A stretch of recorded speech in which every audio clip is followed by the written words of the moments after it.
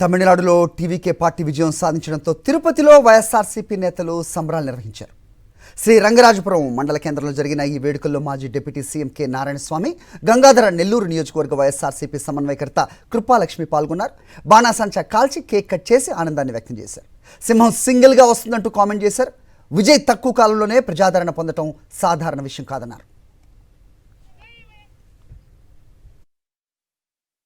కష్టమైన సుఖమైన నేను సింగిల్ గానే వస్తాను అని చెప్పి మా జగనన్న ఎలా ముందుకొచ్చారో అదే విధంగా విజయ్ అన్న కూడా సింగిల్ గానే వచ్చి పార్టీ పెట్టి కొత్త కాలానికే ఇంత గొప్పగా అన్న గెలవడము మాకందరికీ చాలా సంతోషంగా ఉంది.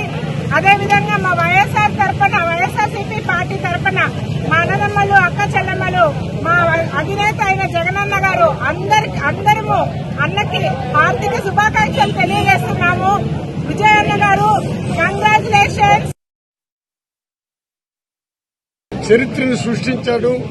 తమిళనాడులో దాదాపు 107 సీట్లు రావటం, ముఖ్యమంత్రి అయ్యే పరిస్థితి కూడా తీసుకుని వచ్చినటువంటి విజయ్కి సపోర్ట్ చేసినటువంటి తమిళనాడు ప్రజలందరికీ కూడా నేను ధన్యవాదాలు అర్పించుకుంటున్నాను.